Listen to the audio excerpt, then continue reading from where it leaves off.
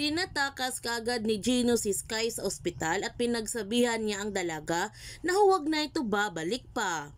Habang si Mrs. Acosta labis ang kanyang galit para kay Sky dahil para sa kanya sinira ni Sky ang kanilang magandang buhay at uhaw din siya ng hustisya para kay Gov Acosta. Pinipilit pa rin niyang ipinaglaban sa korte ang kanyang asawa kahit alam niya ang mga kahayupan ginawa nito. Inutusan pa niya si Gino na sabihan si Sky na mag-iingat siya at parang si Mrs. Acosta nga ang nanggugulo sa buhay ni Sky. May hinala din si Sky na si Mrs. Acosta ang nagbanta sa kanyang buhay at ginamit niya si Z dahil napatunayan naman niya na hindi pa capable ang kondisyon ni Gov Acosta. Gayon pa man, naniniwala naman si Roxy na nagpapanggap lamang ito si Gov Acosta at kahit may mga pulis ang nagbabantay sa kanya, kaya niya ito lutusan dahil isa itong maligno. At nung panay ang banggit ni Roxy sa pangalan na maligno, nagtanong si Tim sa kanya kung ano ba talaga ang nangyari sa kanila ni Archie, kung bakit gano'n na lamang ang kanyang galit. Dito na nga sinabi ni Roxy kay Tim na pinaasa siya ni Archie na babalikan sila ng kanyang anak. Hanggang ngayon hindi pa ito nagpaparamdam sa kanila at sana magparamdam na lamang ito para sa kanilang anak dahil naaawa na siya ng labis kapag naghahanap si Riley sa kanyang ama.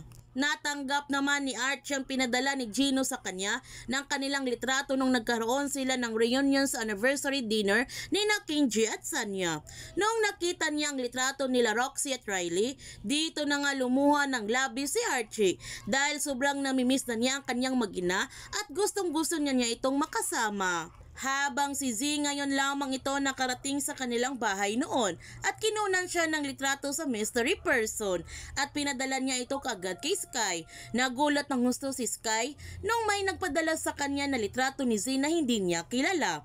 Ipinalam naman niya ito sa kanyang mga kaibigan at sa tingin nila bago pa itong litrato. Kaya kinabukasan, pinuntahan kaagad ni Sky si Z.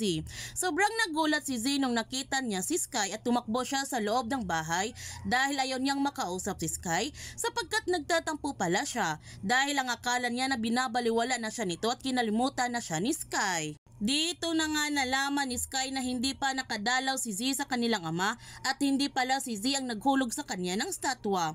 At nag-alala ng labis si Sky sa pagbabalik ni Z sa Pilipinas dahil may nagpapanggap bilang siya. Kaya sinabihan niya ang kanyang kapatid na doon muna ito titira sa kanilang bahay dahil hindi siya ligtas dito. Ngunit ayaw ni Z at sinabihan niya si Sky na kinabukasan magpabook agad siya ng ticket para papuntang Amerika at huwag niyang ipapaalam kay Gino kahit sa kanyang ina na nandito siya dahil hindi nila alam kung sino ang kanilang kalaban. Ngunit nalaman naman ito ng mystery person ang pag-alis ni Z sa Pilipinas nang dahil sa cellphone ni Sky. Kaya huwag natin palalapasin ang kapanapanabik ng mga tagpo sa High Street. Kung bago ka pa channel ko, don't forget to like, subscribe, and click notification bell para palagi kang updated sa mga videos in-upload ko. Thank you for watching and God bless to everyone!